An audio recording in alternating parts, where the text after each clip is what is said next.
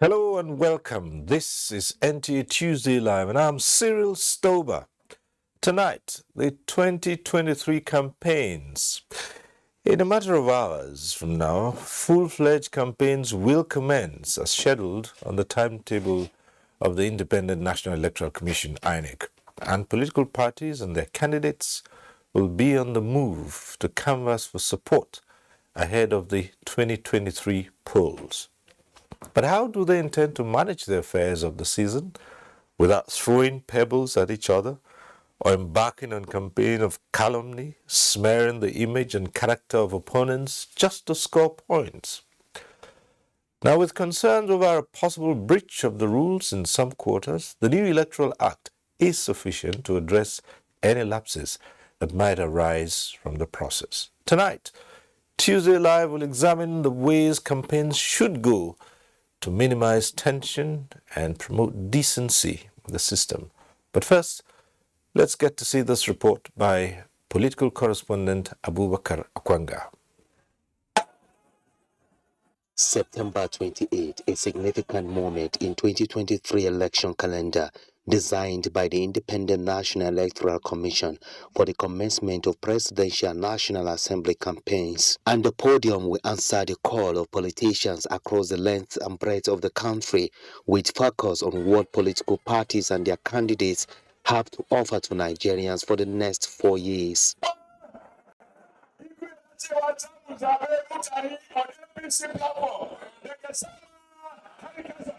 For the governing All Progressives Congress, it is a fight to retain power beyond 2023, and for the opposition parties, it is time to challenge the about 8 years dominance of the APC on the political landscape with trial for a power shift. But how should the game be played to avoid eating up the body politic and concentrate on issues that require urgent attention for rapid socio-economic development of all sections of the country? As a democratic process, politics everywhere is politics. The only difference is the attitudinal, disposition of the various citizens of the respective countries. Others will engage in minimal level of mass-linking, propaganda and whatever, campaign of character assassination and so on. But other countries, you'll find that it will be at the minimal level. By time we stopped, damaging each other in the name of politics.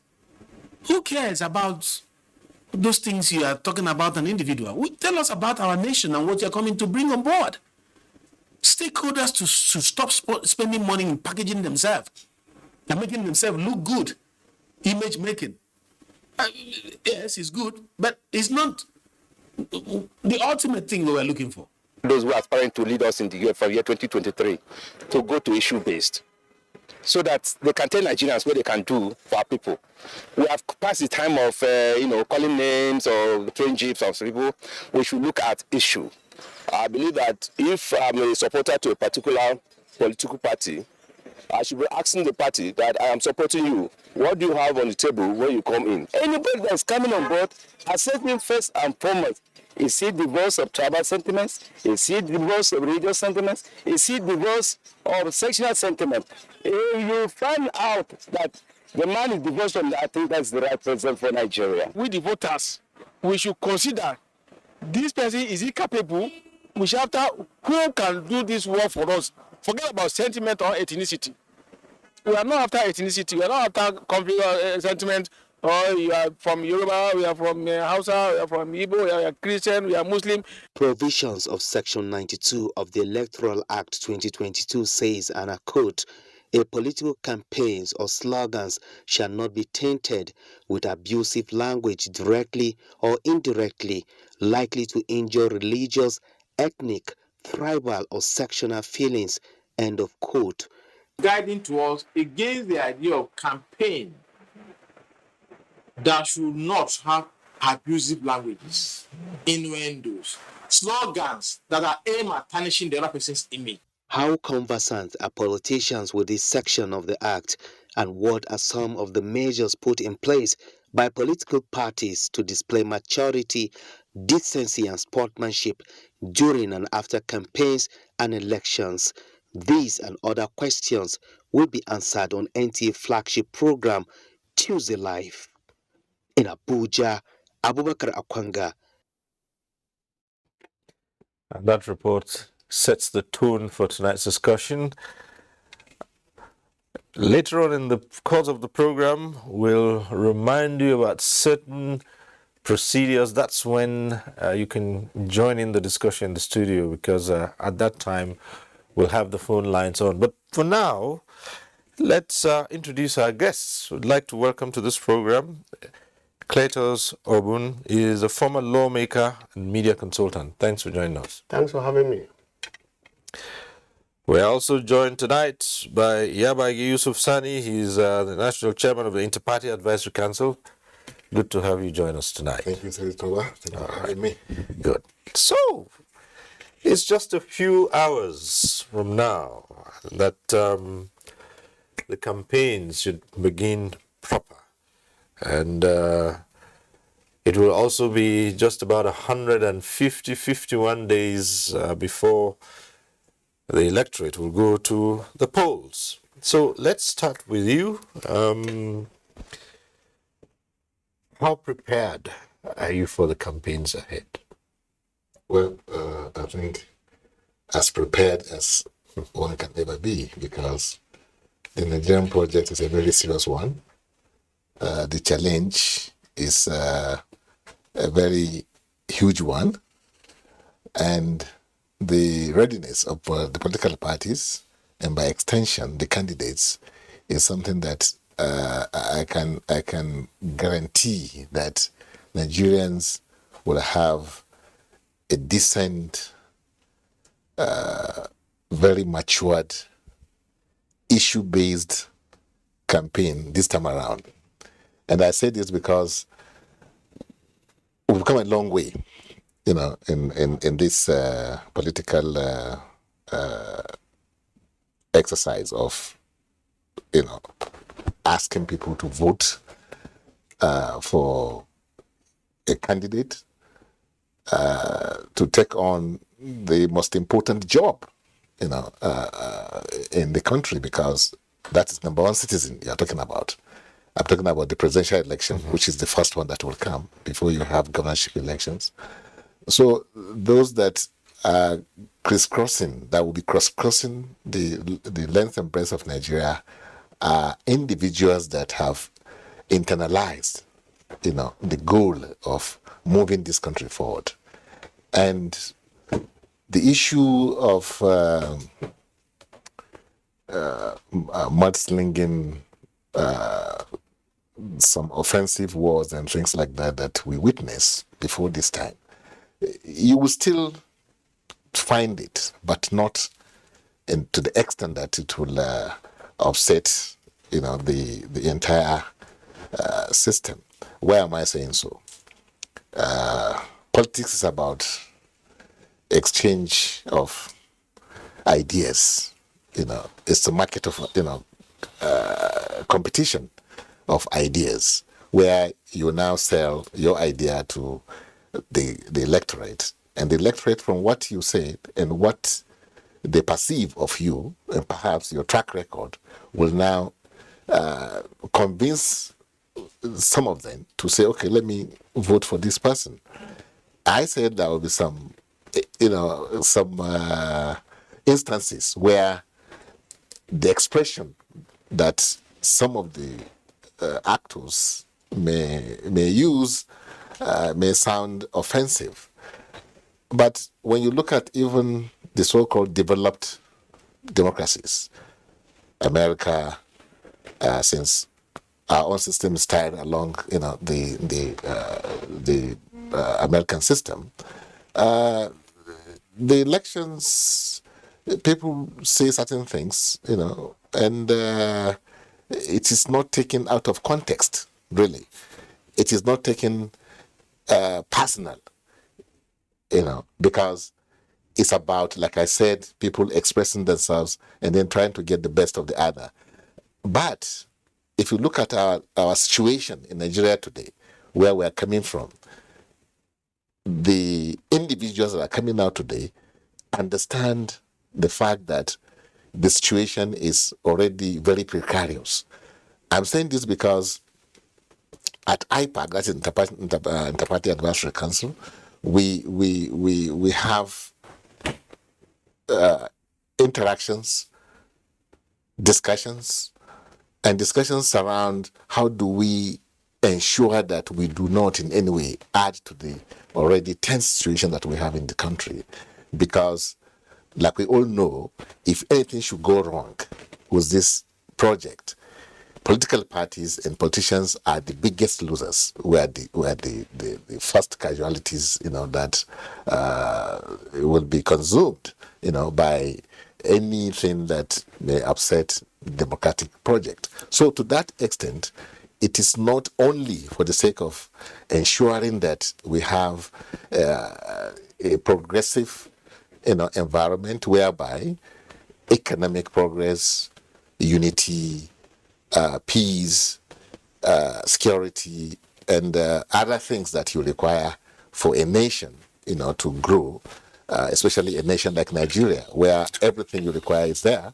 What is lacking today, as we have witnessed, is the issue of leadership. And this is about leadership.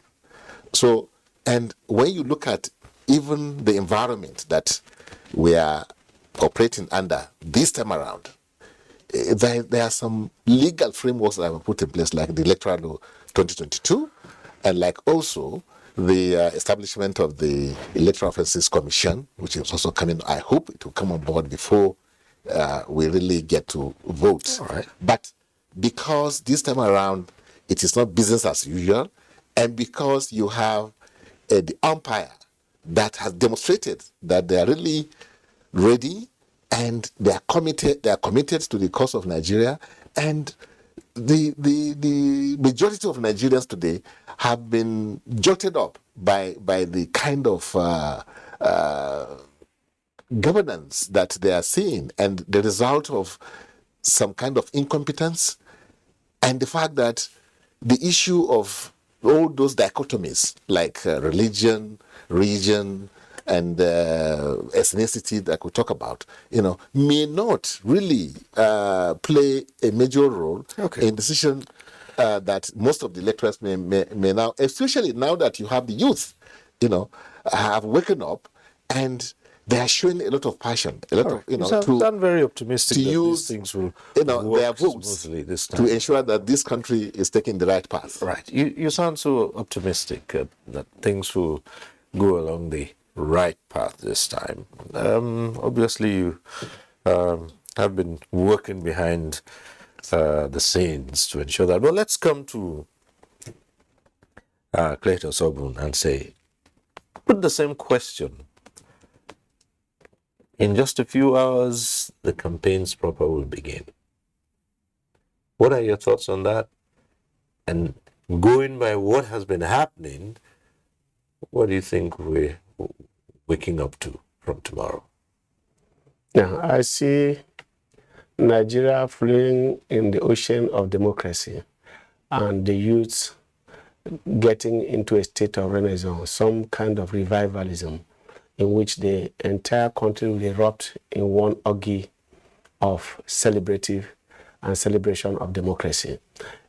The streets of Nigeria, the villages of Nigeria, if politicians live up to their expectation, especially if they take note of what has happened to the legislative framework, the legal framework that is now guiding electoral campaigns and electioneering, believe you me, we are going to get back to the days of MPN, SDP, where it is all entertainment and people are dancing and waiting for the day to go and vote, in which we have a lot of political sagacity, where we are going to have an introduction into the expansion of the electoral lexicon, where people are going to bring in new terminologies, in which issues are going to be deliberated and domesticated within the context of the Nigerian situation, in which we are not going to get machetes and guns on the streets, in which youths will sit in the same drinking place on campaigns and embrace themselves and joke and throw banters. That is what we expect to see. But the tension that, if you notice, the tension that always greets electoral season is no longer there. People now know that you're either going to convince people to vote for you or you are not convincing them. It is either that we know you already and we're going to base it on the pedigree, on what we have seen you. Luckily for us, the front-running political actors as candidates for presidential elections are already known after 23 years in the field. So, you are talking about Peter B, he has been a governor. You are talking about Asiwaju Bola Tinubu, he has been a governor. You are talking about Atiku, he has been a presidential candidate from 1991 till date. You are talking about Kwankwaso, you are talking about himself. Known faces. So we'll ask you, what have you done? We cannot ask these people, what can you do? We already know what they have done, what they can do. If they are going to change their sports, Leopards want to change their sports because there's rain, because there's a new season of consciousness among the Nigerian youth and electorate, because the laws are now stringent and make it impossible for you to carry ballot boxes and run away. You now need to talk to people, polling unit to polling unit. Indeed, one of the things I just discovered was that the euphoria of going to rallies will die down.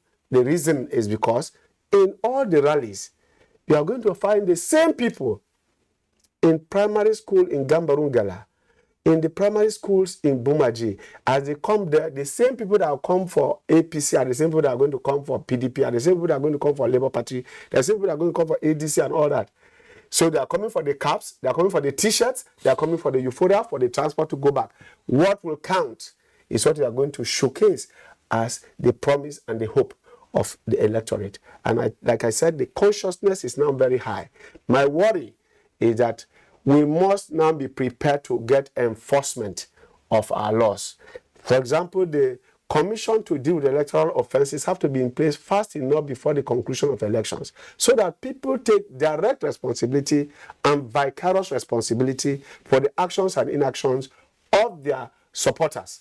If in an entertainment game like football and sports and other such things, the fans of a particular club's misconduct is visited on the club by way of fine and sometimes banishing and sometimes red carding of even coaches for conduct likely to disrupt the game and bring disrepute to the game, why would the one that deals with the life of an entire nation, an entire people, the destiny of people, how can you take it with such levity? That you go for a campaign, there is a stampede, there is shooting, and people are dying, and you come back and recontest and preside and sit on top of the blood of those people that were killed in your campaigns and pretend that you are a leader. And you think you're going to... Some of these things affect us, and we don't seem to take cognizance of them. We must now bring everybody to know that there are consequences for actions, in which our laws will be such that any person who goes during his campaign and any incident takes the life of anybody or injury, he can be banished for a period, 10 years, 15 years, banish the person. The party loses that candidate, and by the next election, you discover that parties will on their own be calling conferences and talk shops to deal with their candidates and warn them about the consequences of going to. But if you go and do the normal thing and people go, I've seen campaigns in which people die. We have seen that happen. And then we trace the people who do the shooting to a particular candidate or a political party, and there are no consequences. And we proceed as if it is normal.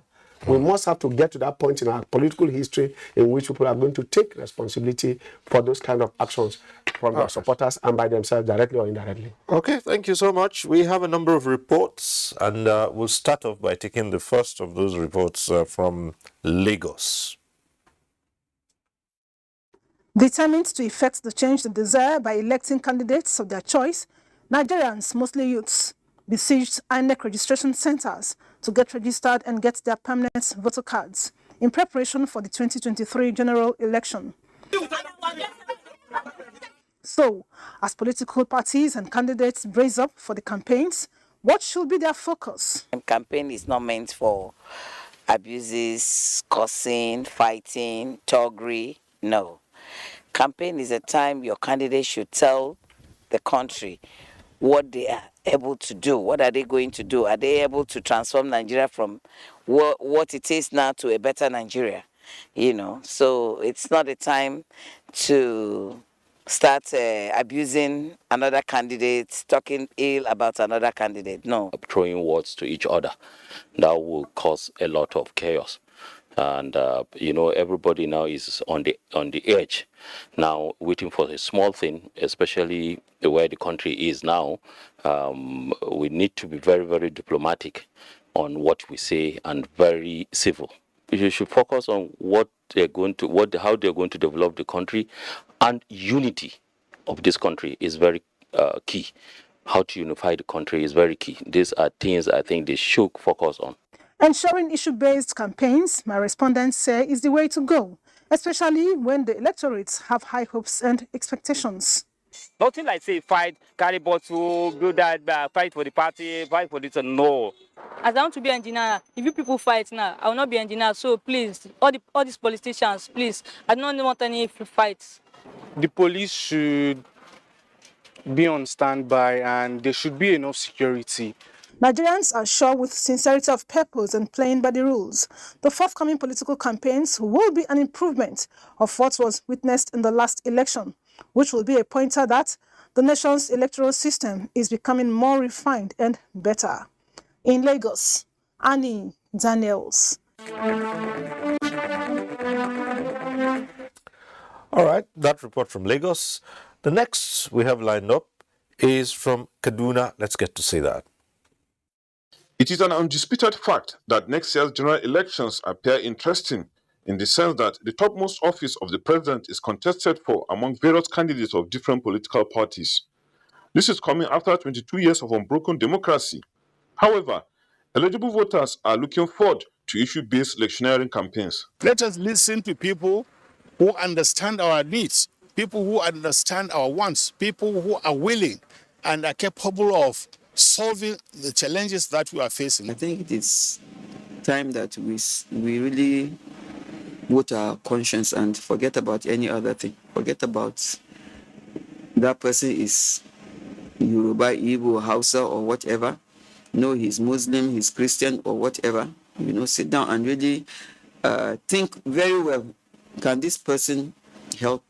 Next year's general elections will offer alternatives among those seeking elective positions, which voters will use various yardsticks in arriving at who they elect. We really appreciate and we support the issue-based campaigns, and we can keep on enumerating, counting the issues that need to be addressed, the issues that attract the attention of Nigerians. We are a country, we're supposed to be united, and when it comes to leaders, we should forget about where that leader is from, what religion he is from.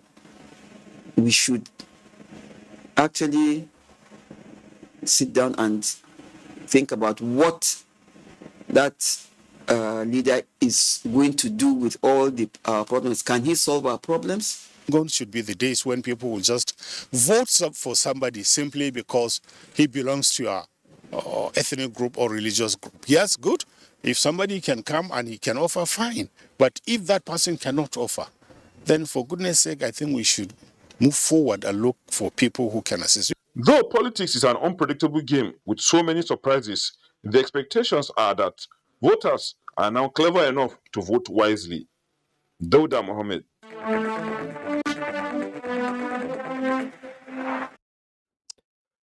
All right. Those reports from Lagos and Kaduna attempted to put the issues in perspective, but the public expects issue-based campaigns, and that's what everyone has been harping on. You think that this time around, the parties have keyed into this need for just issue-based campaigns and not the usual attack on personalities and things like that? Well, I think as a matter of necessity, the candidates and also political parties have keyed into the Nigerian, the urgency of really taking this country out of where we are today. People, I'm sure, will be telling you how they are going to solve the problem of inflation, how we are going to grow our GDP, how we are going to ensure that unemployment is brought to an acceptable level.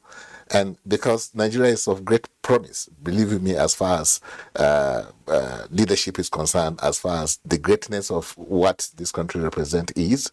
And Nigerians, like I said, what we are suffering from today is it's the most daunting, the challenging situation that any person will be subjected to. And this is why, if you want to talk to Nigerians for them to understand, because they have seen the futility of voting for somebody from your tribe or your religion and what have you. And look at typically what is happening today, in the north. The president today is from the north.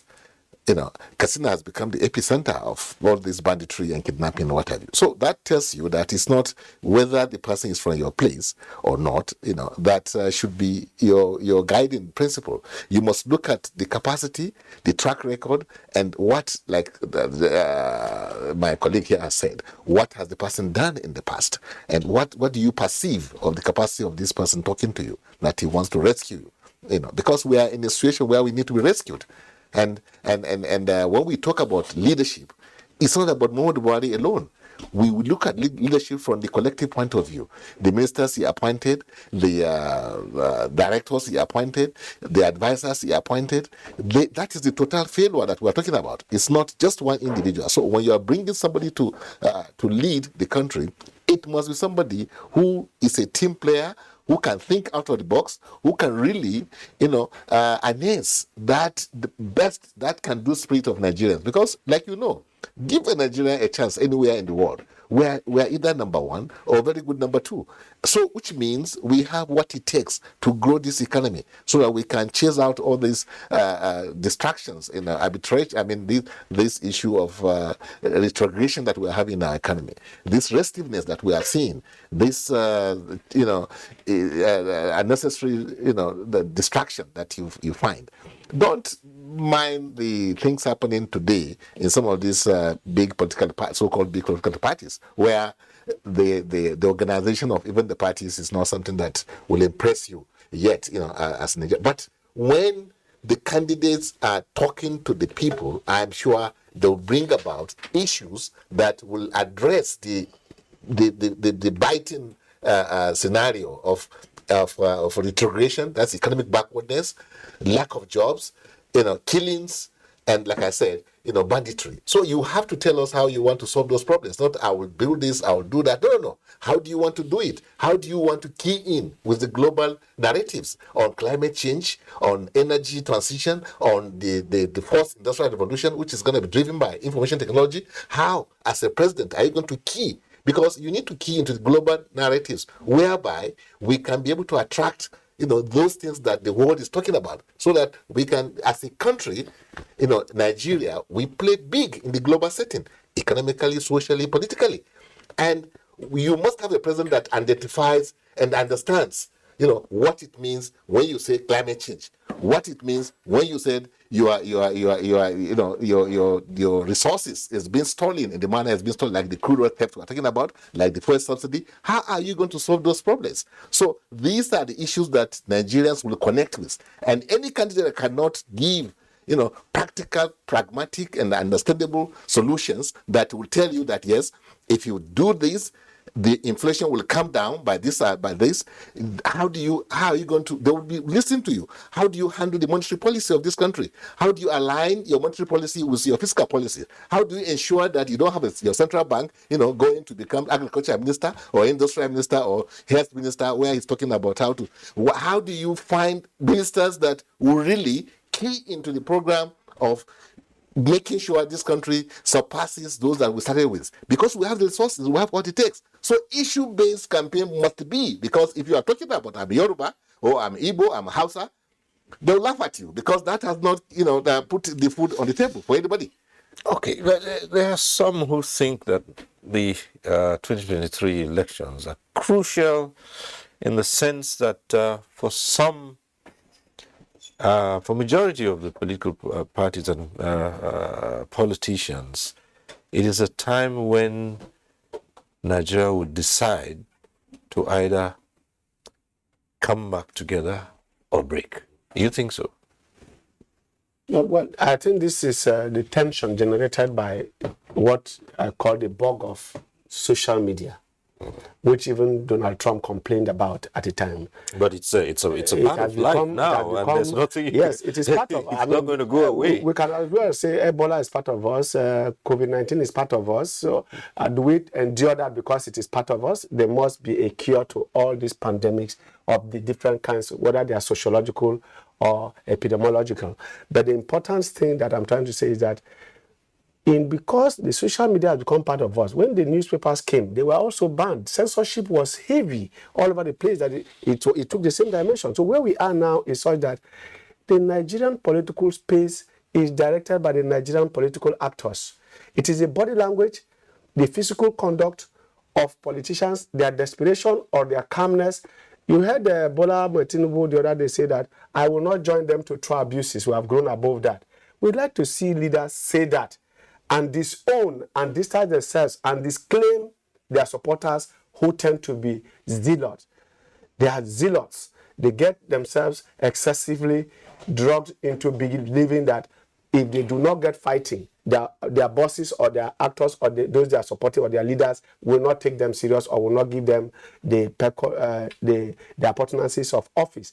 Appointments will not come their way, so they must do something extraordinary.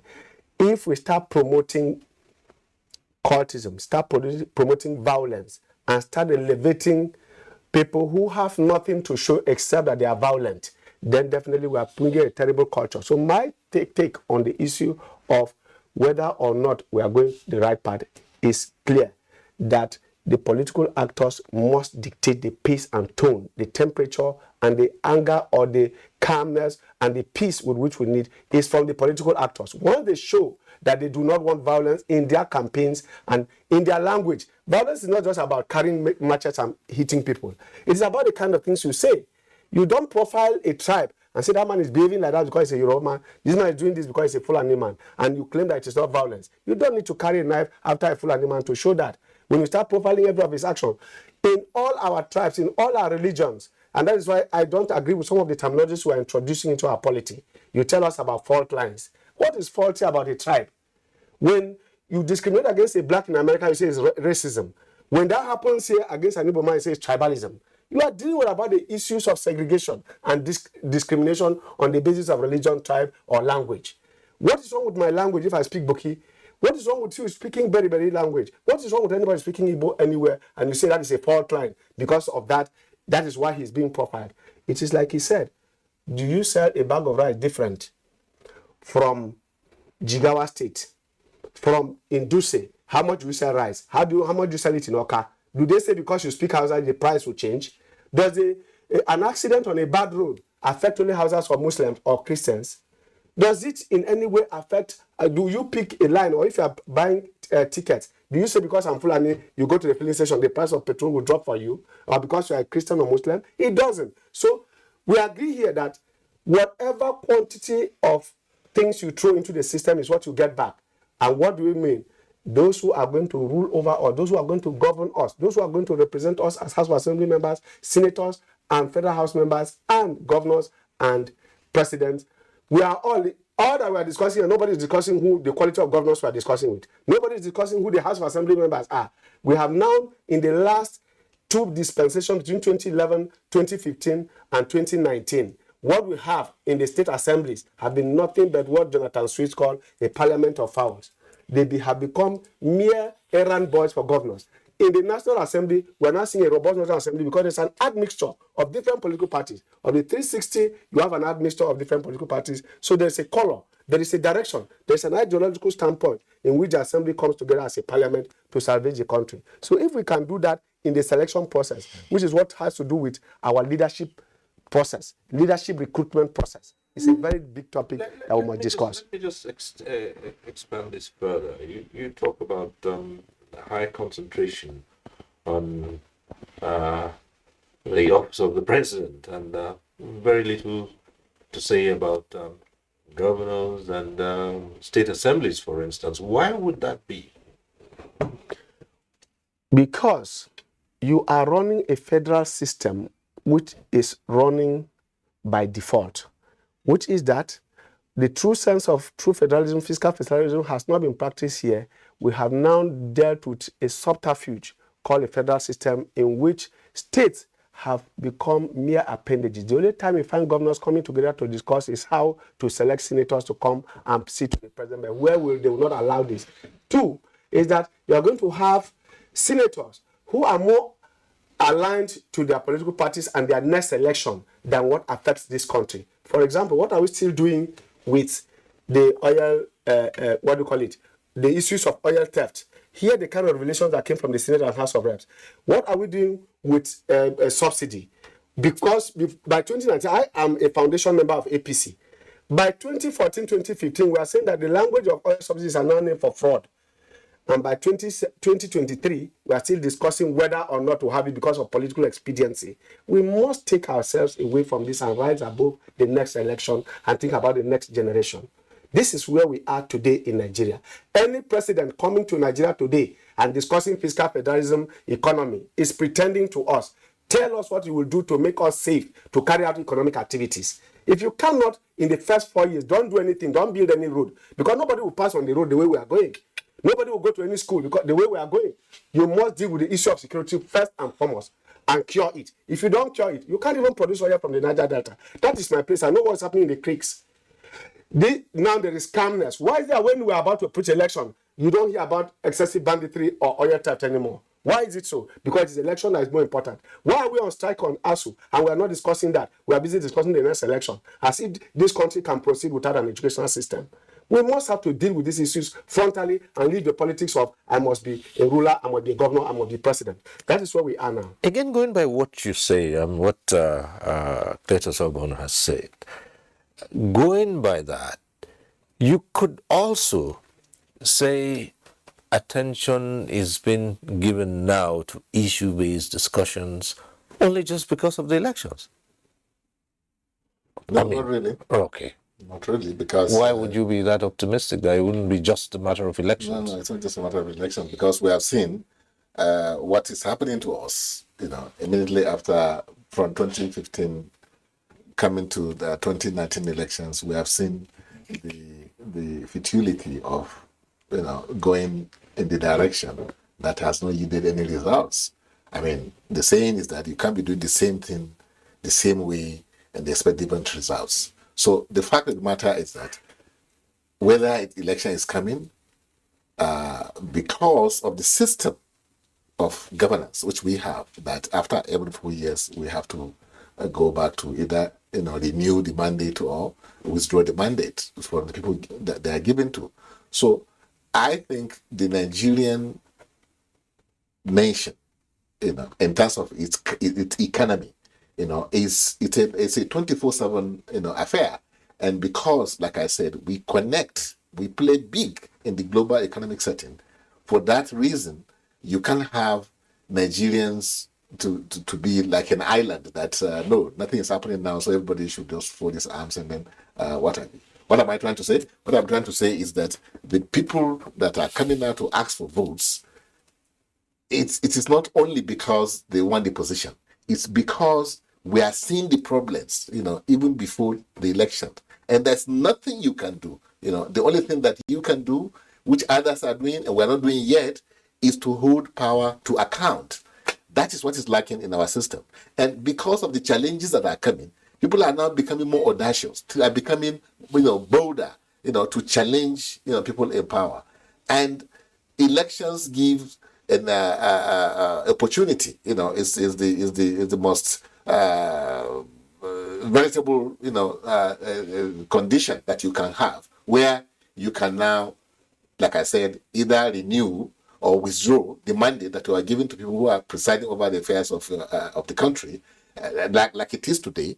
That's why you find everybody talking about the election, because people are so fed up with what is happening. And the only opportunity we have under democratic setting is during the election. That's why he says the recruitment of leadership is very important, is fundamental to whatever we are trying to do.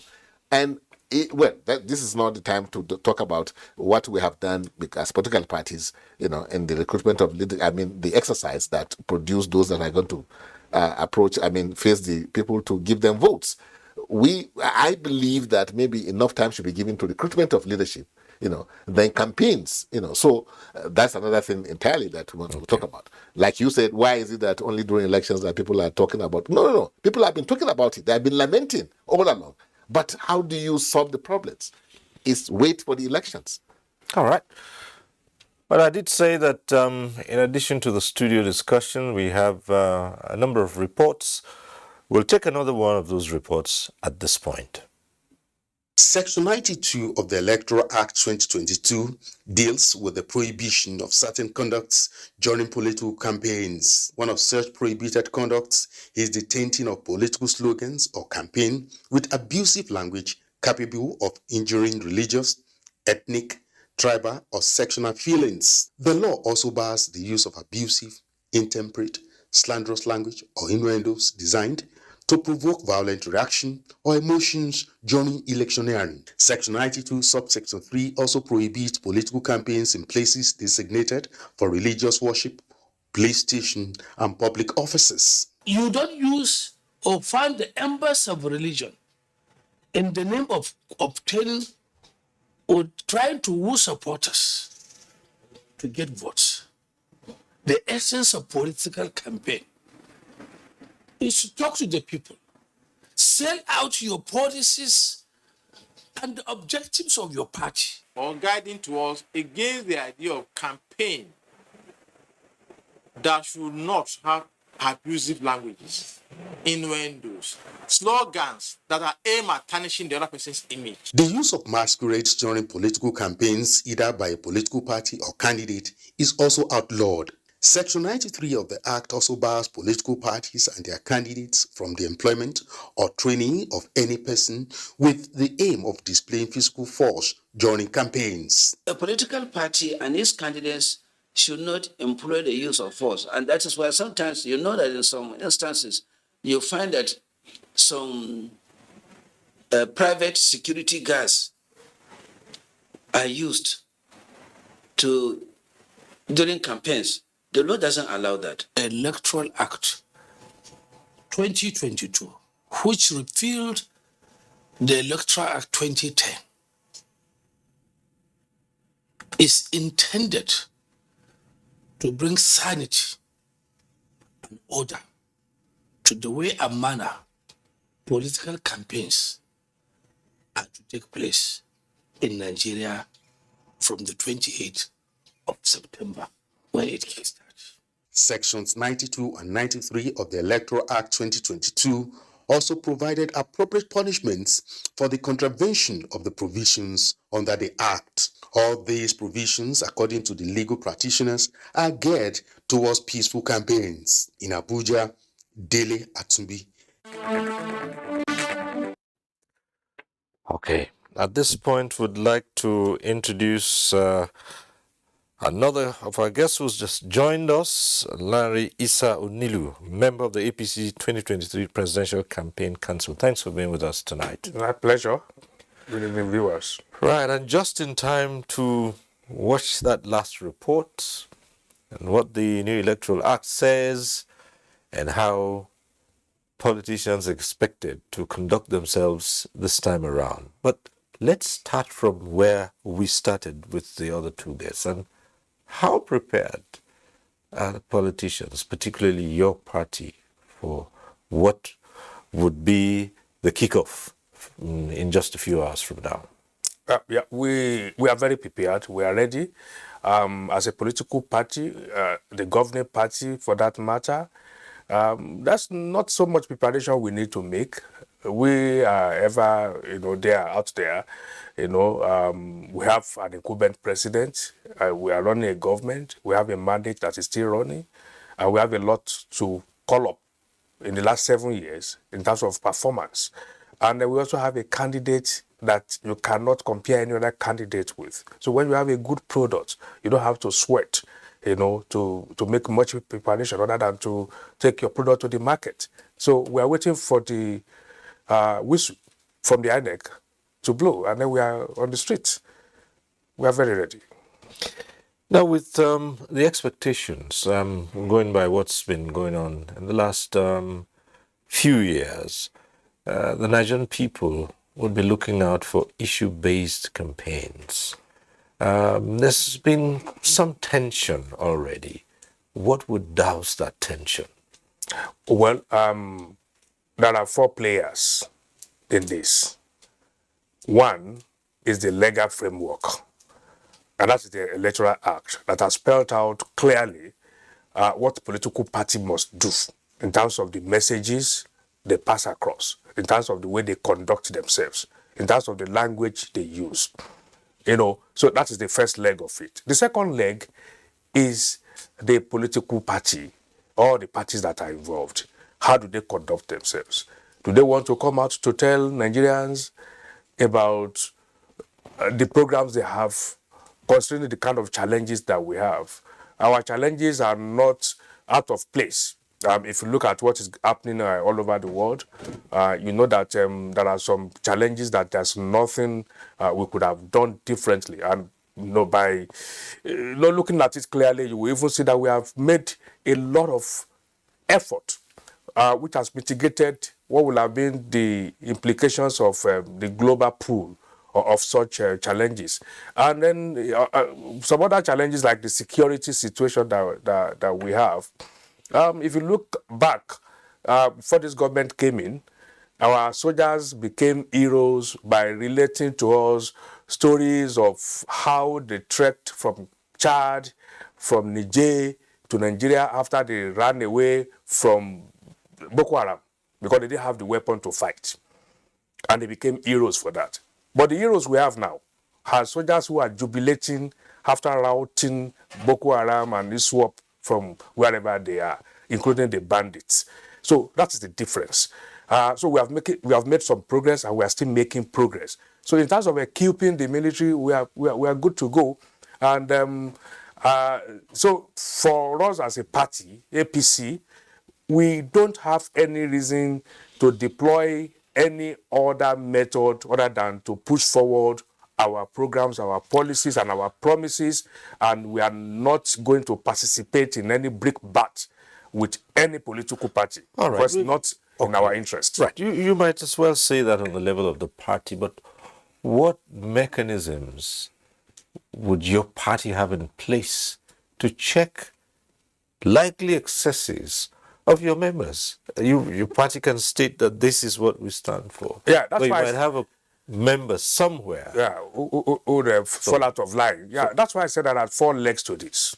I've mentioned 2: the legal framework, the political parties, right, and then you have the media. What kind of questions are the media asking people who appear on programs?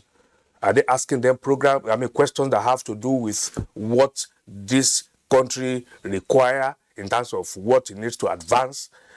Or are they asking them questions to prod them deliberately into violence?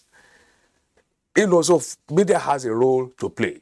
Don't forget that the media has the power of framing and anchoring in terms of the way they ask their questions. So what is the agenda the media is setting for this country, for the campaign?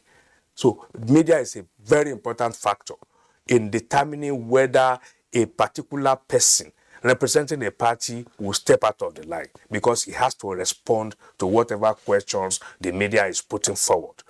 So hopefully the media also will play it too. The 4th leg is the audience itself. This, as we know, as communicators, messages are driven by the audience. It is what they want that you tell them. If we have our audience and they are preponderantly emotional, and they are interested in people abusing themselves, and when you begin to talk about economy, about security, they are not interested. And they are hailing the other guy who has come to, abuse the other person. So these are all the issues that you must look at critically and be sure that everybody play its own role. I can speak from my party, the APC. It is a decision.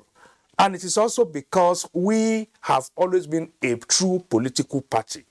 And that is the problem we have with other parties who have not developed to that level of being called a proper political party, like the PDP, for instance. So as a party, we also have very good products. So it is not in our interest to go out there and start abusing people. That is the same time we need to seize the newspaper space and the airtime we have on the electronics media to project what we have done in the last 7 years, to defend whatever people consider that are not good enough, and be able to offer explanations on what we are going to do, and to be able to tell them and project those qualities of our candidates that are completely unassailable. So how do we project them? It is not by abusing people. It is by laying out clearly what those attributes are.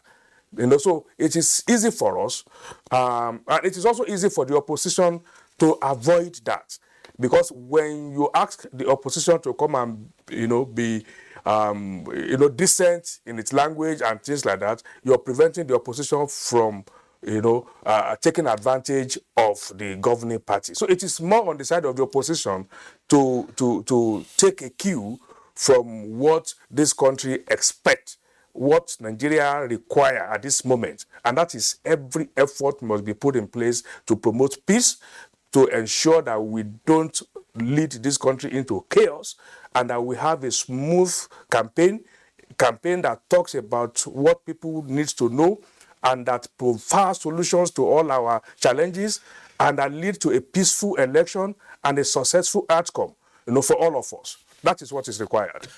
Okay, let's come to you, the IPAC chairman. Vote buying found its way into Nigeria's political space and became perfected, so to speak, over time.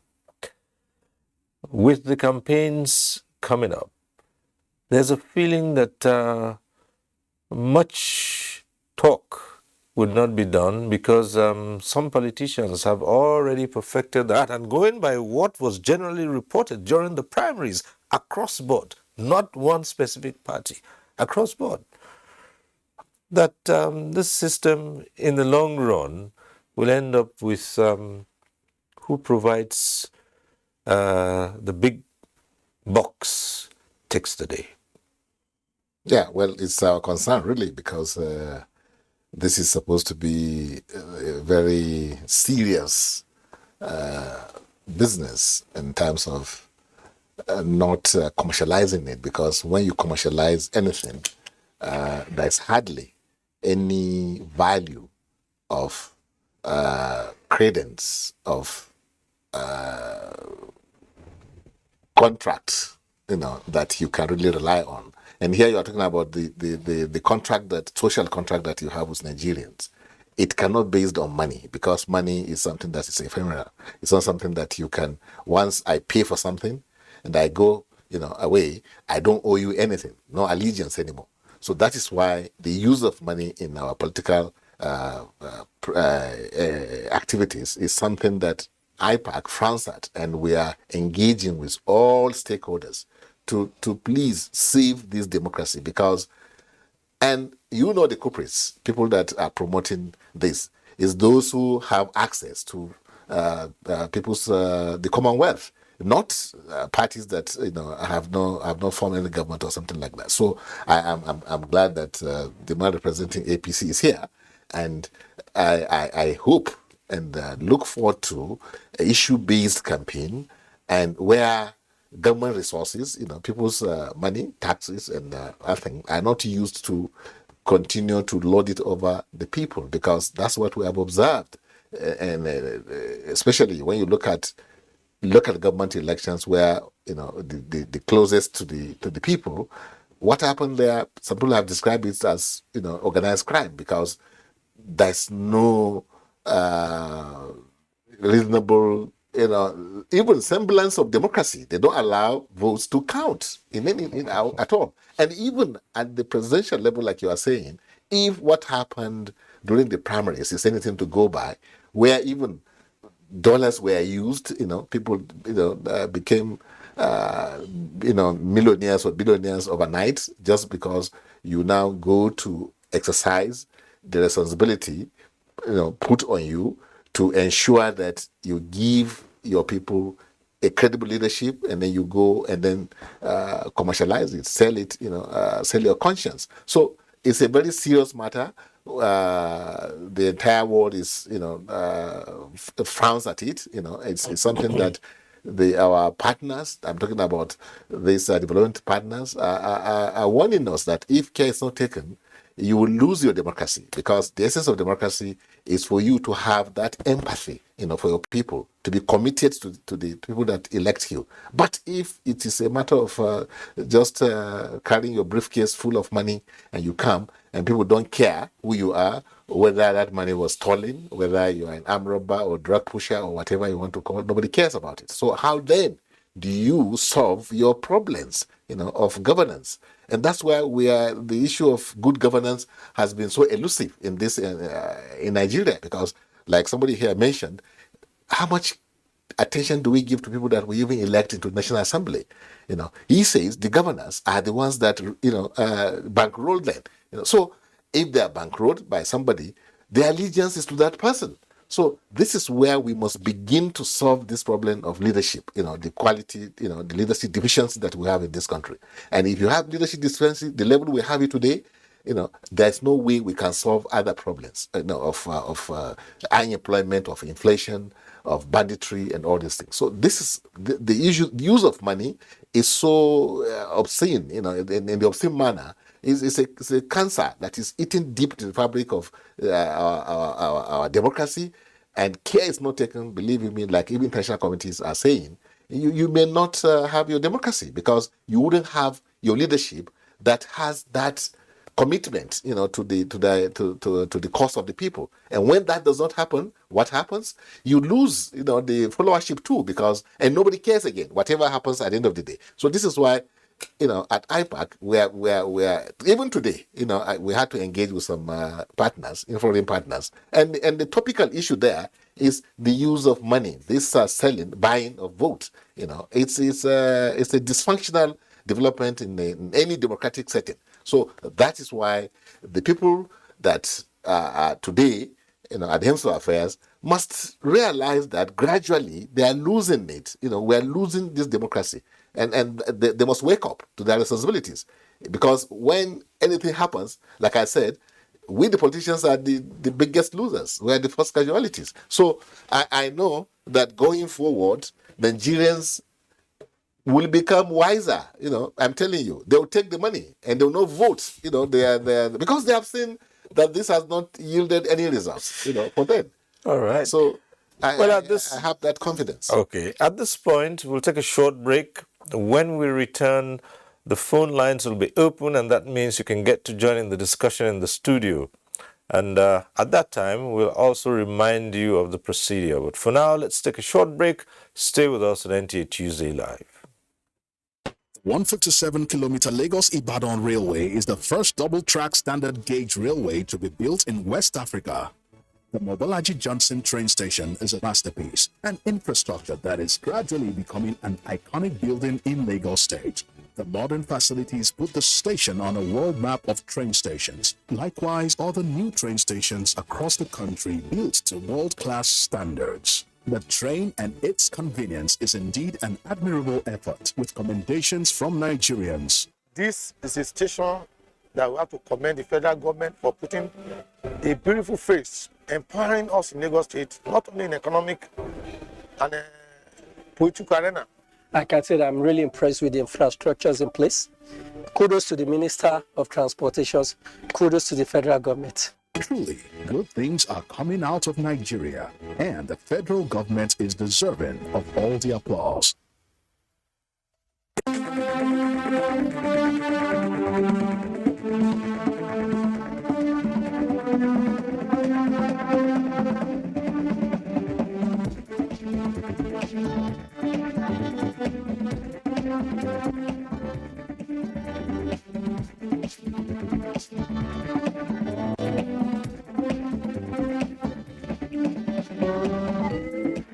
NTA Tuesday Live, a network issue-oriented innovation talk show.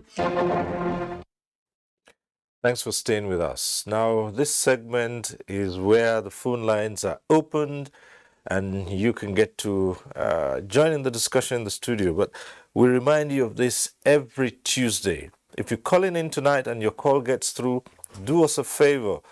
Turn down the volume of your TV set. That's the way to avoid the hurlback or the echo. And we also encourage you to go straight to the point. Don't bother too much about the greetings. Just a mere hello would do. And keep it straight to the point, and so others can also get on the platform and air their views.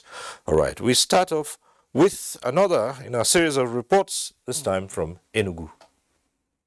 In compliance with Section 94, subsection 1 of the Electoral Act 2022, INEC pronouncements will open the floodgate for presidential and National Assembly campaigns.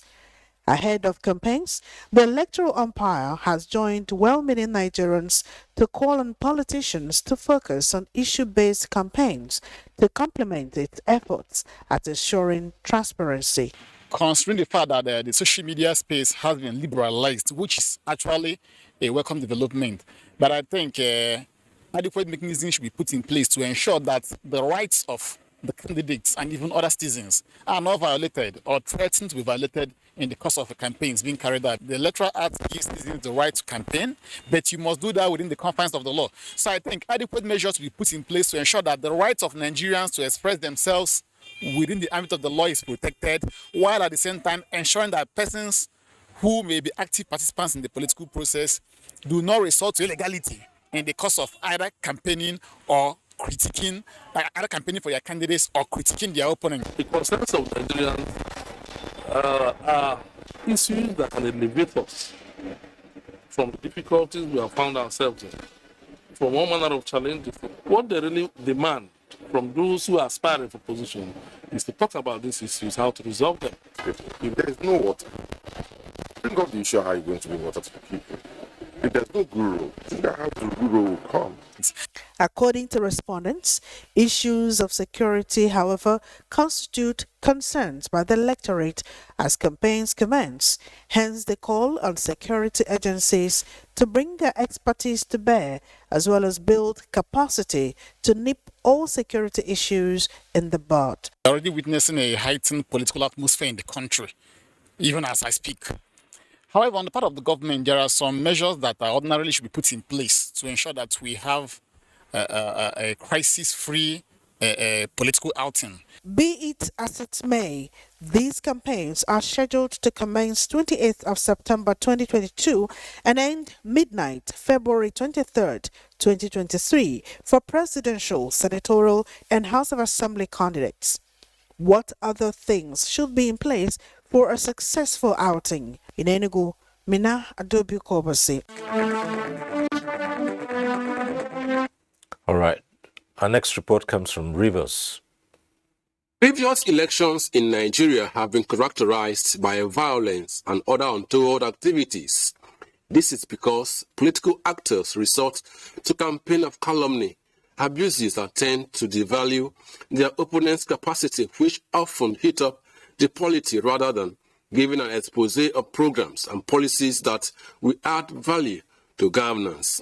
This finally results in political supporters hijacking the process just to massage the ego of the political paymasters rather than support a free, fair, and credible process.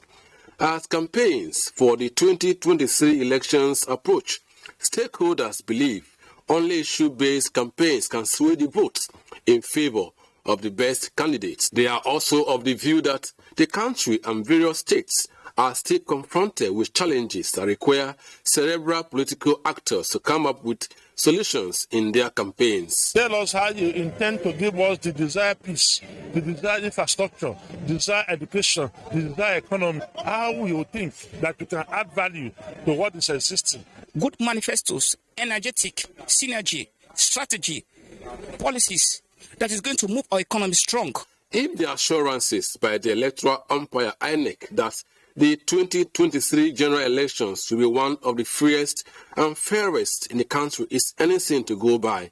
Incidences of ballot box snatching and other electoral malpractices will be drastically reduced as issues-based campaigns, many say, will play a major decider in the 2023 election. Our next leader shouldn't be based on social tribe, social ethnicity. No, it should be about competency.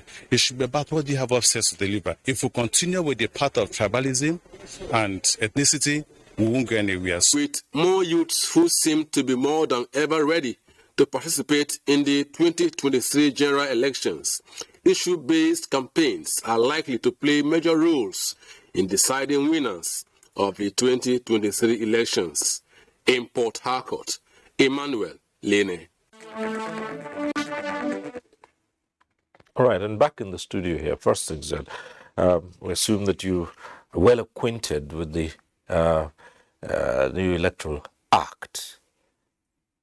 How well do you think it has addressed these challenges that were noticeable in past elections to deal with the conduct of the parties and those run for office? Yeah. Each time the issues of legality come to play, it is a way of trying to run away from the realities and to take full responsibility for actions of men. God is omniscient, all-knowing. Yet, he looked at man and said, I regret. Regret means if I had known. And one of the greatest literary satirists said, man is one of the smallest little vermin that was ever created by God. That means that, of course, Shakespeare will conclude by telling you that there's no art to read a man's construction in the face. The unpredictability of man and his propensity for evil and mischief is so terrific that even his own creator marvels at the creation that he has. So in the hands of God, we are even a Frankenstein monster, almost unpredictable, almost uncontrollable. To that extent, all laws are only an attempt to keep society together. So no law can cover the field. To that extent, you will agree with me that there is nothing enshrined in that constitution that will be conclusive about the kind of things. For instance, never ever in the history of the intelligence of mankind would we have ever thought that Nigerians would invent a way of getting votes beyond ballot box. Because if you notice, between 2019 and 2015 and today, the volume of ballot box snatching has reduced because it was no longer useful using the card reader. If you take away the card reader, the votes are cancelled. Therefore, you must leave the card reader to be there. There's no more ballot paper to collect. So what did they resort to? As you are going to vote, please do this for me. So, like naked the bed, since men have learned to shoot without missing, he will also learn to fly without perching. The next law that will come is how to address the issue of vote buying. For now, it is a new discovery. Just like diseases, just like other things, from Ebola we came to COVID-19, we are going to others, Lassa fever, all kinds of things now, monkeypox, all kinds of things. So the bug that we now have is vote buying. This law did not ever anticipate that. And I do think that Nigerians are going to do that. The lucky thing and the good thing we discovered is that INEC told us that this BVA, this bimodal voters, is created by a Nigerian. It's a homemade technology. That means we are going to get to a point where you can sit in your bedroom on your phone, like you can transfer money to me from Kano, and I'm sitting in Calabar and you send me money. We can also sit here and do that. Until we get there, where we are, the issue of vote buying. Please, in 1991, the SDP election, people were queuing physically, even after collecting monies, even after sitting and discussing. Family members stayed on different queues physically. How come that the more we know, the more conscious we become, the more technology we become more primitive in our conduct? All right. We have our first caller tonight, Wokocha calling in from Port Harcourt. If you're right there, go ahead. Hello.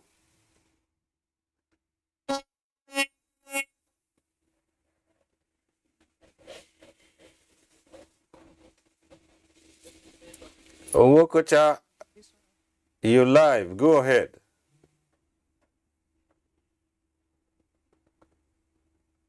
The last guest you introduced spoke about the APC having the best candidates and everybody is talking about their party being the best party and the best candidate.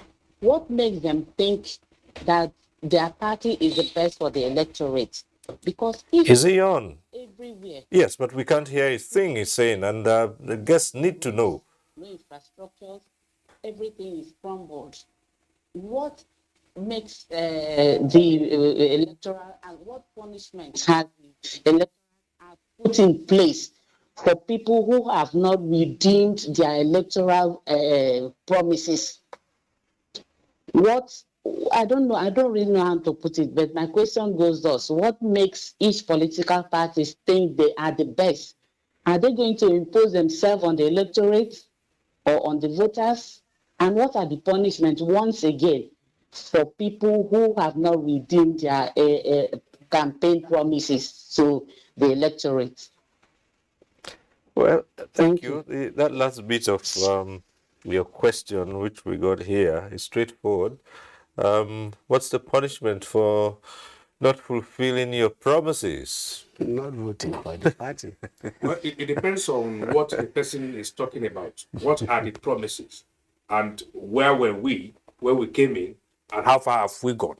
So until the person is able to say specifically, this is what you promised me, and this is what you have not done. Because I can spend the whole of this night reeling out a lot of things that we have done, that if not for this government, things could have been much worse. So I mean, that is subjective to say promises we have not kept. What are the promises? Then we can address, the specificity of each of that. But as far as I am concerned, this government has done tremendously well, taking comparatively and also putting in place, that perspective of what the global challenges that the world is facing. And then you now look at Nigeria and situate it and see what we have done. Very much so that we have done very well. Right. Well, obviously, your response to that question would be different. What should be the payback for politicians who don't fulfill promises? And I think maybe we tend to look too much at the presidential level, but there are politicians at all levels. Absolutely. And the campaigns would certainly talk about the local governments, the states. Yeah. So for those who don't keep promises, what's that's the question the last caller was asking. Cyril, there's a state capture in Nigeria. From the top, there's a state capture. To the extent that the governors, the National Assembly, the House of Assembly, they are all bankrolled, with the resources of the nation. From the top. Those who have, that's why the question of interrogating what is happening at the state level, local government level, and ward level may not really, be an intelligent way to go. Is to see how do we disrupt this state capture thing so that Nigerians can be free, to really enjoy democracy, enjoy vote counting. When you vote, that your vote counts. So the issue now is that if the punishment is, that's why I said there should be, Nigerians must wake up that this system presupposes, democracy presupposes that the electorates, are key players. In fact, they are the determinant of what happens in the government. And when what is happening does not, meet your expectation when you voted for the person, withdraw the mandate. That's what's going to happen on February 25th, as far as presidential is concerned. And that's very key. It's important. If we lose February 25th, to the same vicious cycle that we're in, believe me, forget about what happens at the state and local government and the ward levels. So this is why the punishment. I mean, my brother here was saying that they have done everything. I don't know. The three agenda that this government came on was insecurity, corruption, and the issue of how to grow the economy. Okay. And the indices that we have seen today is not in any way saying that the government has done something that will impress even the people at the helms of affairs today. Anyway, but all is not lost. All is not lost.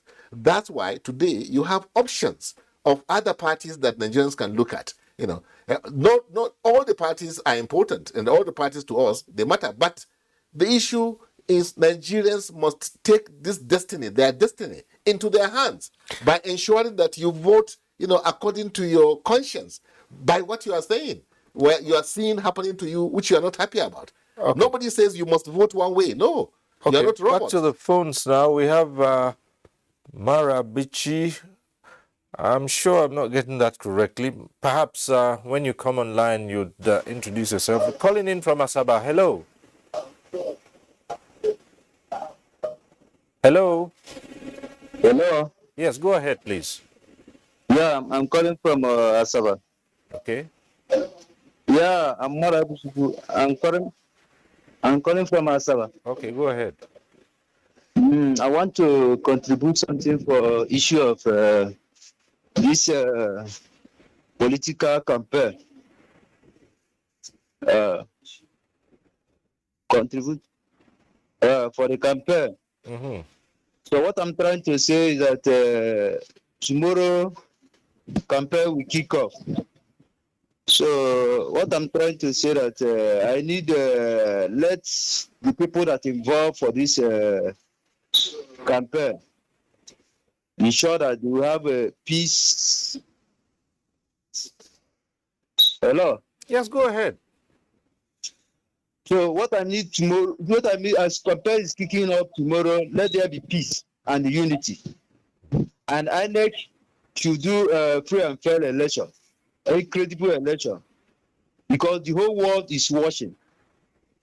The whole world is watching for this election. So let this election be transparent election and free and fair. All right. So I don't want something like that. So I need to manipulate this election or something that will happen to this election, because everybody is out for this election, and many people are waiting for tomorrow that campaign will kick off. Okay. And I pray that there will be peace in Nigeria, and even that tomorrow that campaign will kick off, there will be no problem. Everything will go automatically normal. That's what I'm trying to say, that let there be transparent election, okay, free and fair. I don't want anything that manipulates a result or. Okay. All right. Thank you very much. You've stated what you wish for as the campaigns get underway from tomorrow. Yes. Yes. Yes, I was trying to. I was moved by the two things both of them said, and once we are dealing with the Nigerian situation, you must have a Nigeria that is functional for you to even say you are a political party member or that you are aspiring to hold office in Nigeria. You must have a Nigeria that exists and must be in a place that institutions work and make every individual exert his potential and execute and consume it to the best of his ability. That is the society I crave for. To that extent, you will agree that the quality of party leadership you have equal to the quality of candidates you get, and that translates into the quality of governance you are going to get. They are all interrelated. If you misstep one, the rest is gone. If you have a party chairman whose orientation is to bring his lackeys, he will produce a government that will produce commissioners and state house of assembly members and councillors and local government chairmen that are all answerable to him. And therefore, he becomes the headmaster and begins to give directives. If you have a chairman, a national chairman, who brings out the quality of candidates in the National Assembly and others that are independent and can contribute and bring value to the table, you are going to have a stable polity. And I can give you several examples. I participated in this sufficiently to know that it is not enough for us to talk ideology in politics, because the man who is talking ideology of PDP today, the next morning he's an APC member. How do you hold him accountable? That type of political migration, so violent, very violent and disruptive, that you can no longer identify and say this is APC and this is. The only thing that has saved APC, and I must give credit to APC, not because I'm a member, but because you will agree that in 2015 as opposition, of all the abuses we got from our candidate, an old man of 72 years, those who are saying that Buhari was 72 years at that time are 78, 76 today and want to contest the same election. So you can see how the tables turn, and that's why we must be consistent in the country. Tomorrow is the beginning of the campaigns. When the time comes, we shall roll out the drums and bring out the facts and the issues. We don't want to start campaigning so we don't break the law. But essentially, my position is simple. When you say you didn't perform, in which area, like he said, but which area also is subjective. Because we used to have flags in local governments in this country. But like I said, I will not go into that. When after tomorrow, when we see the campaign council of our party as it is, and then we know the role we have to play, we will proceed from there and show that we have moved away from the siege mentality in which you go to a market and you just shout Boko Haram and people are scampering all over the place. In this Abuja, the president had to be doing his 1st October celebrations in the villa. He couldn't even come to Eagle Square anymore. That inside this Abuja, Boko Haram members were brought into the city center here by the bypass, and we saw them coming out. When we had a jailbreak, it looked as if it was the worst thing to ever happen. But that was not even a jailbreak. So we are not going to go into that today. By tomorrow, we shall deal with the issues as they are. But I say to you, the quality of leaders you have, from the party level of officials to the candidates you produce and others. Today, what you have is patronage. Candidacy by patronage. All right, back to the phones. We have another caller from Port Harcourt. Kanu calling in tonight. Hello. Hello. Go ahead. Good evening. Good evening, Kanu. Go right ahead. Yeah, I'm calling from. But yeah, I want to.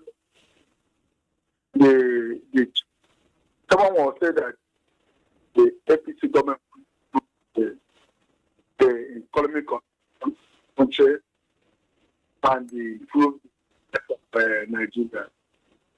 I want to really know from that the economy, this one that the cost of market have doubled 10 times. If you are buying from 1,005 before, the market is right now 1,000.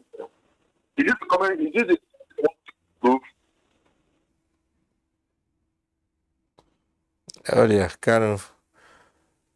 Well, Kanu, I'll encourage you to try and call back. Your line isn't very clear, and we would want you to call back, and hopefully would hear you. The line would be clearer, so we can get to relay your questions to the guests we have here. But just try and call in again. We might just get it right this time. Yes. We have from Yusuf calling in from, Wilson. We have Wilson on the line. Hello, Wilson. Tonight the lines just don't appear that clear. Hello, Wilson. Hello, I'm hearing you. Okay, go ahead. Where are you calling from? Yeah, my own opinion is we should put aside political tribalism.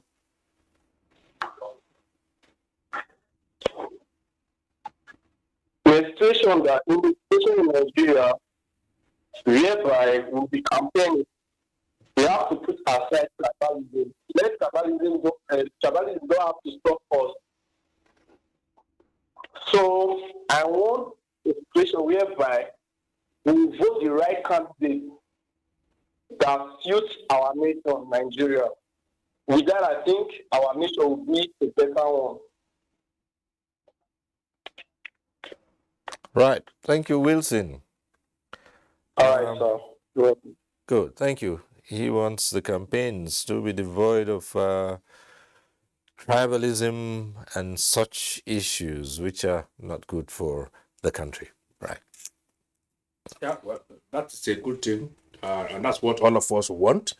When people, as you said the other time, that people talk of fault lines, who creates the fault lines? And then must we promote fault lines even if they exist?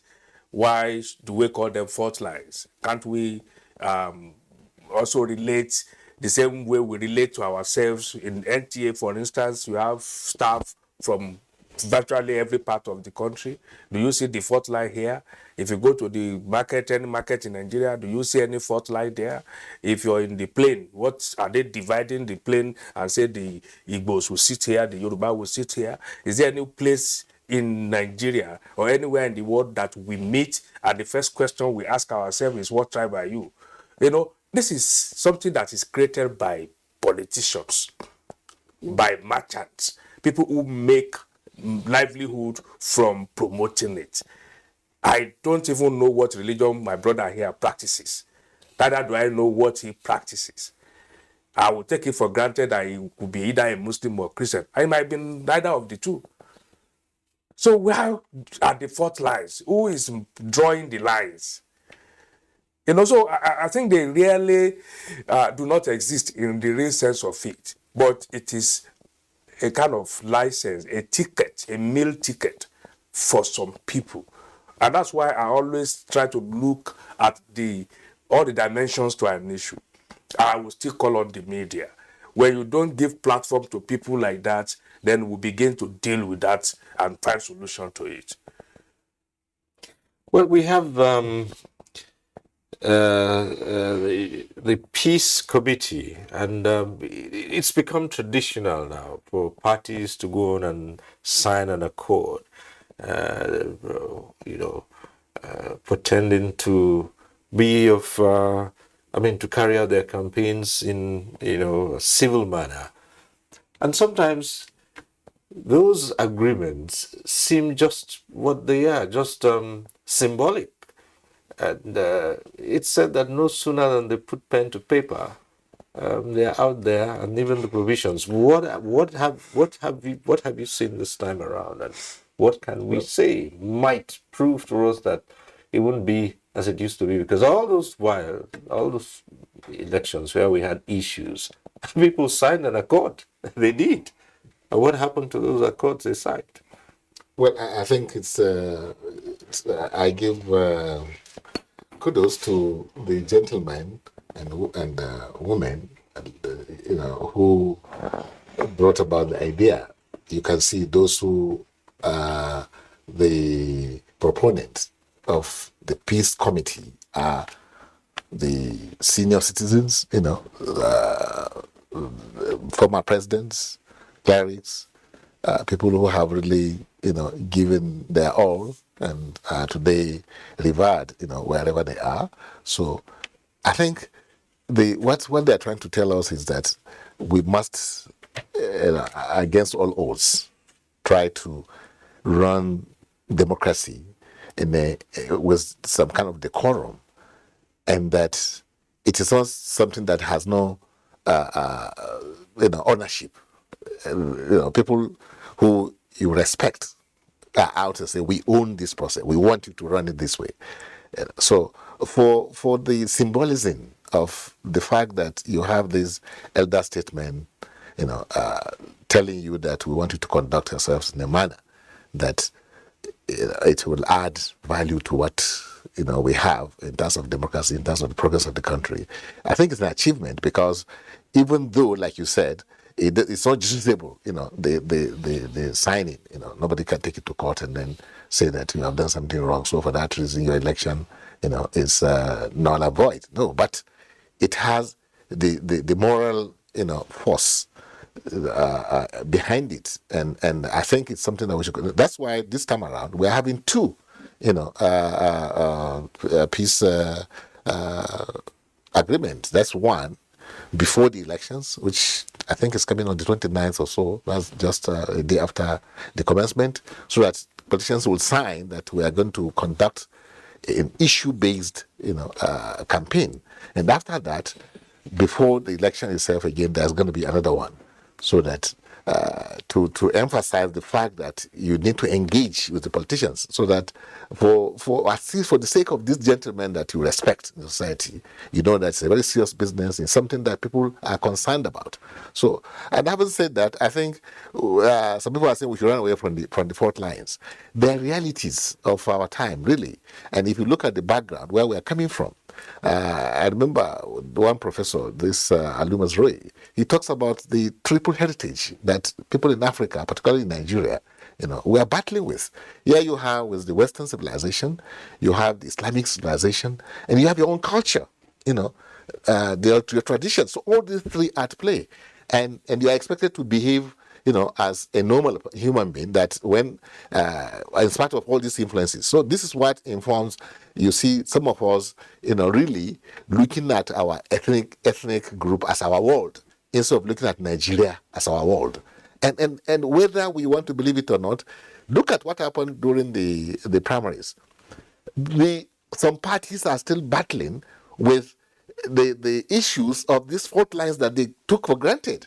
That's why some of them are bogged down in some some crises that really, when you look at it critically, you say, how much does it really affect the real thing that we're talking about, which is delivering, dividends of democracy for Nigerians. Right. So this is why I think the earlier we understand the fact that these are real realities of situation, and we have to work with them in a way that it doesn't interfere with the governance, good governance that you want to bring.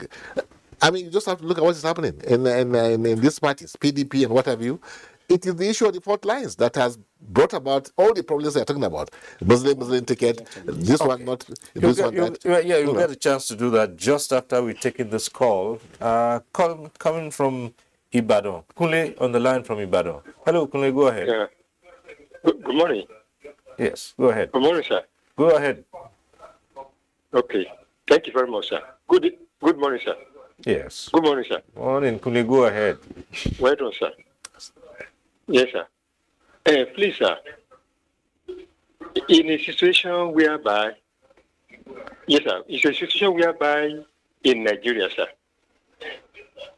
this administration, Buhari's administration, has made us to understand that we Nigerians, many of us, we are not matured at all. In a situation whereby we behave like small children who only knows when his father is giving him bread and butter. The moment that bread and butter is not there, he doesn't know that father as a good father anymore. What will the matured politician or good government who have good intention of turning this country to the good, how such government or such president or such political party will go about to educate many Nigerians? A situation whereby if I come to give you something good, sir, and somebody who was in that position before has failed, and I came to give you something good which the former person cannot provide, do you think that former person will see me providing for you? He will be happy that I came to provide for you. He will do everything to sabotage me, to be like him, because he had the opportunity of providing for people, but he failed to do so in the past. Now I came to provide for you, and he's not happy that if this man should succeed in providing for these people, I may not be alive anymore. So if that person will do everything to sabotage all my efforts to provide for you people. So in that situation, sir, how can we educate Nigerians for them to know the people who have them at heart, who have good for them?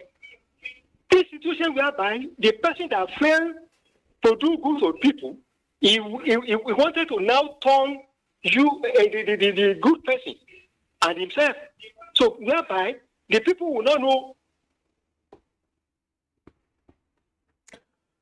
Oh yeah, I think we lost that, but to a large extent, he's made his point, and that's a question for our guests here today: how much their parties have done to educate the electorate. And each time we talk about this, we seem to think that it's the responsibility of INEC alone. But what are the parties doing? In fact, the traditional government in class 3 tells you one of the functions of a political party is to voter education. Yes, but do they carry it out? That's this is the point. I'm laying that foundation to show that the negation of doing so is deliberate. The education of the electorate is counterproductive to the political actor. So it is in his interest for the electorate to remain as misinformed, disinformed, and dislocated as possible.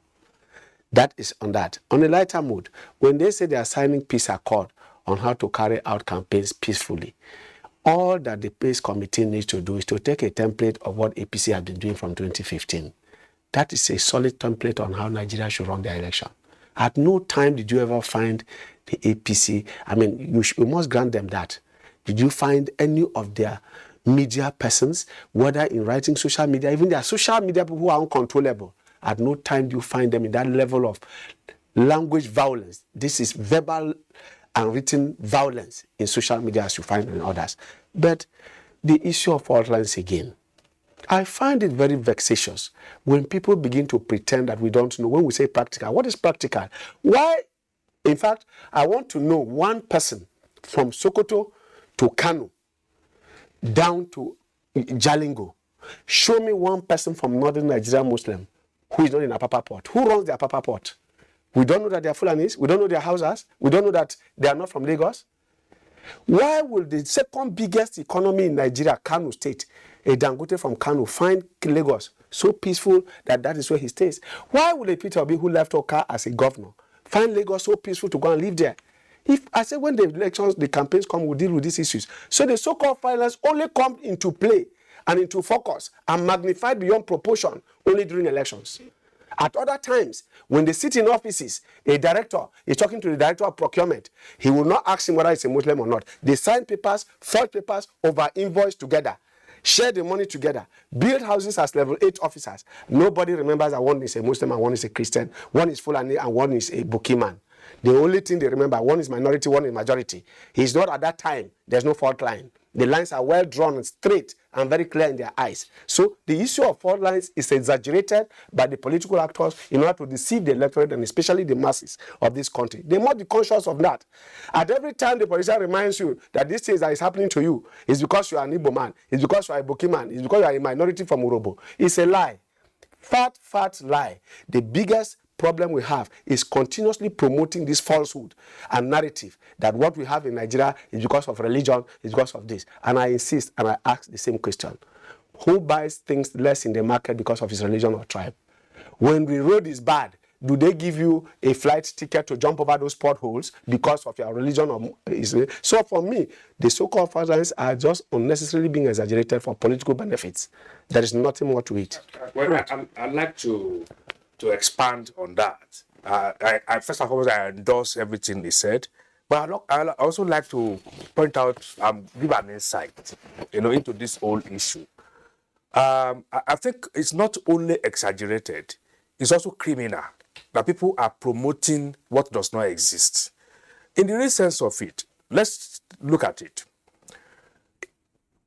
It took a Jonathan, a Christian from the south, to provide 150 Almajiri schools in the north.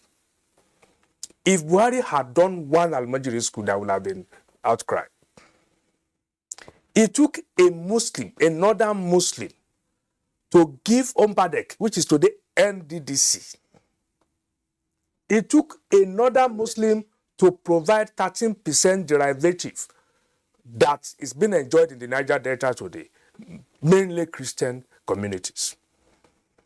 It took a northern Muslim for South to have the number of states they have today. So if you begin to look at it, it is even better for you from evidence that your religion, the man who shares the same faith with you is not the one in charge. Because whatever he does, they read meaning to it. So he's been too careful to the extent that he even denies you your right. So it is a lie. Okay. And we must confront it. It does not exist. Let me say this. Jonathan spent 6 years there. He could not add 1% to the 13% that was given to the South by another Muslim. If he had done so, there would have been an outcry. Because they would say he's favoring his own people. So it's almost a disadvantage to you when you have your person there. That is what we have seen in this country. So, see, Muslim ticket, for instance, for APC, if we look at it critically, the people that should be complaining are Muslims. Because you could see a situation where the two of them will be too careful and invariably deny Muslims what should have been primarily their right. So it is a lie. Nobody should accept it. And whoever is promoting it might also be benefiting from it. On the issue of education of the party supporters, sometimes the leadership can state certain things and certain positions. But in the long run, the supporters and the followers act in another manner. So how much education have parties done and given to their members as we begin to wind down? I think there's a lot parties are doing. And when you compare parties with INEC, you are not being fair, because INEC is fully 100% funded by government. Parties are not funded by the government. That is not to say that parties do not have the responsibility to engage in parties are not funded by government, but parties raise hundreds of billions. Well, there are parties and there are parties. Okay. So when you're talking about political parties, the senior parties, in the actual sense, now know that there are parties and there are parties. Thank you very much. In that sense. But to what end is it? What is added? See, what it has done? It has even made even the federal revenue to start asking parties to pay tax and VAT. Because of dysfunctional, nature of that action by those parties that introduce billions and what have you, their members to pay. So the point I'm trying to make is that, you see, and that is why perhaps in the electoral law that you have, it has been spelled out that INEC has the responsibility to engage in voter education and the other outreach, activities which parties naturally are supposed to do. But here you have a situation where parties find it difficult to fund their activities, because of the underlying conditions, the economic situation where we find ourselves. People are not even able to pay the fee, the membership fee. They here know that they give money to people to be their members. They don't pay their dues. No. They give them contracts, and those that are giving contracts now will come and buy the what do you call it? Buy the membership card and distribute it free. No. They'll pay to the party. I know what I'm talking about. So why I'm bringing this up is that people are looking at parties as people that should do some of these things. Yes, we should do it. Yes, but if you're going to put yourself up for elective position, yes, it presupposes that you would want to educate your members, to spread the message to the electorate, certainly. And it would be your primary aim. I said parties are doing it. Okay. They are doing it, but not at the level that you are, people are saying that parties should have money to do, but parties don't have that kind of money. But there are parties that have that kind of money. We know where the source of money is coming from. So the fact of the matter is that Nigeria must work in the proper way. This democracy must work. We must, like I said, the state capture that is existing in this country must be broken. Because if you don't, believe you me, we'll hardly find it, easy to grow our economy and then chase out poverty, solve our economic problems and not become the poverty center of the world, not to become the almost number 3 or number 1 now, the most terrorized nation in the world, and then have pile up debt that you don't even have a source of funding your budget, but through borrowing. That's danger. That's dangerous to a country like Nigeria. We have resources. We have source of revenue. 95% or 99% of our revenue is being used to pay part of the servicing of the debt. We can't even fully service our debt. We're even borrowing to service debts. So debt upon debt. And you are saying we should go in this direction? No. Something has to give. You were the one who started by telling us that we must put ourselves in a global, on the global stage as well. Exactly. For the first time in 37 years, what is the condition of the United Kingdom today on the economy? Oh, no, don't compare. Wait a moment. If you say we should not compare, yet you are telling us about what is happening. I see Nigeria is living in another world, on another planet. No, but that is not where we are. The point you are making about fundraising for political parties, see the Aminu Kano model. I have sat in opposition for 20 years.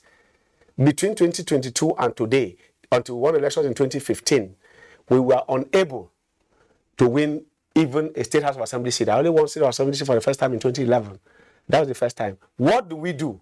Members levy themselves 100 naira every Sunday. You go to a drink for 200 naira, 300 naira, bring out just 100 naira every Sunday. And what we now do... The environment was not as polluted as No, it was more perforated. It was not just polluted. Then it was even perforated and polluted. Because poverty... So we are... the poverty then was more. It was systemic corruption. No, they see what is happening. That ensured that... All right, so... What happened was that they were sponsoring poverty. How... PDP financed poverty. No, but how will parties now carry out this education we talk about? In just we're already in. You can't levy people. That's Wednesday, because you know that they don't have the means. Wednesday, you know, and so for you, you'd be on the campaign trail, yeah, and it's also key. What you say may not be what your supporter does. Mm-hmm. What are you going to do in your party to rein in those who don't go the way they should go? Yeah, well, first and foremost, you need to have that capacity to do that.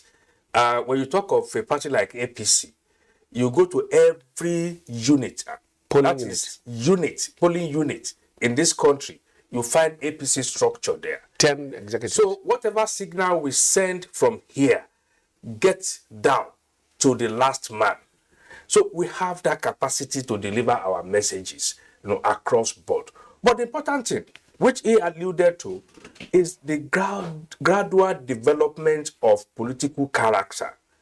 This has been lacking in before. Clearly, APC has established itself as a party that is pro-poor, that is progressive, and it is living up to the tenet of progressive politics. Now, every member of APC has subscribed to that particular worldview. And when you become a member, you have that code of conduct. And that's why it appears we have the kind of stability you don't expect. Yeah, but you still, in spite of all of this, you still have the wranglings internally, and you still have people who cross the line. What do you do about those? Yeah, we must begin to know the difference between conflict and crisis. In politics, there will be conflict because interests would sometimes not align. And when they don't align, everybody has that responsibility to push his own interest. And in the process, there will be conflict. But the ability of every party to rise above that and find a solution and a common front is what defines a political party. And that's what APC has demonstrated over the last 7 years. And that's why in an election year, when you are supposed to have that conflict maturing to crisis, is when we have our most stable period, as you can see. All right. So it means something is happening that is making all the members to align and develop that common characteristics, of being an APC member. Right. Chairman Ipak, as we wind down, your closing comments. Well, my closing comment is that I want to congratulate Nigerians that we have come thus far in the business of building this endurable democracy for this country. And I'm sure that 2023 will be a milestone. It will be a watershed that, believe me, political parties will behave themselves, will demonstrate that Nigerians can prove to the rest of the world that we are responsible and we are committed to the building of democracy in this country. Because Nigeria, like we're looked up, for leadership, not only politically, but also economically, socially. And that's why we are promising Nigerians that there's going to be a peaceful, credible, reliable, and all-inclusive elections come 2023. And my party, Action Democratic Party, believe me, that's why we call ourselves the credible alternative. Because the solution to solving the problems of this country is to grow the economy. And we have those solutions. They're there. They're working in other countries. There's no reason why it shouldn't work here. All right. It's been an interesting edition of NTA Tuesday Live. I've been here with Cletus Obung, a former lawmaker, the media consultant. We'd like to thank you for sharing your Thanks. thoughts with us. Congratulations, Nigerians, and please use the APC template for making to make All a right. peaceful election. And we've been here with Yabagi Yusuf Sani, is national chairman of the Inter-Party Advisory Council, and his party, of course, the ADC. ADP. Sorry, ADP. ADP. Right, thank you so much. And again, big thanks to Larry Isau Nilu, member of the APC 2023 Presidential Campaign Council. We appreciate you being here. It's my pleasure. Thank you so very much. Thank you, viewers. Thank you. And that's it. Next week, we'll be back with NGA Tuesday Live. I'm Cyril Stober. Continue to stay safe.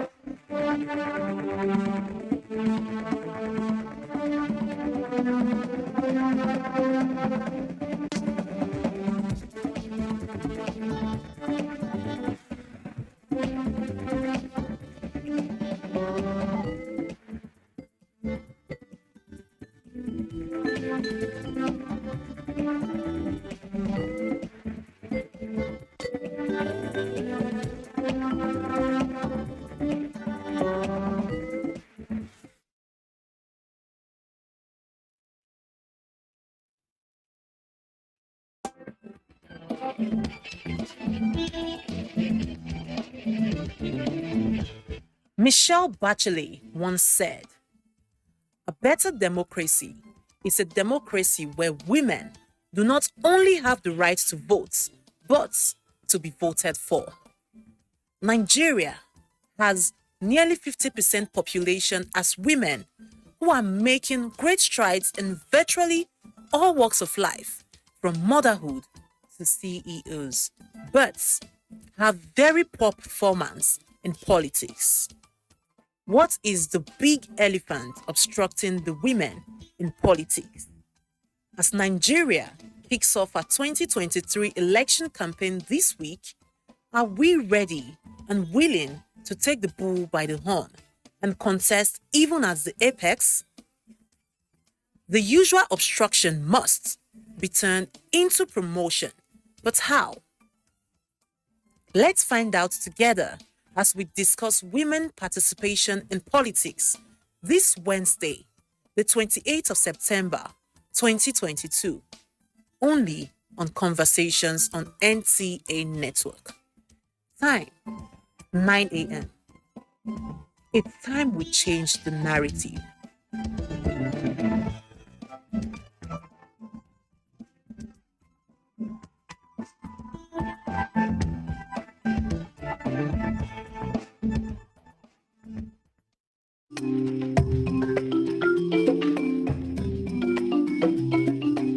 Did you get to see the way telling about the post this? Don't forget to send in your messages.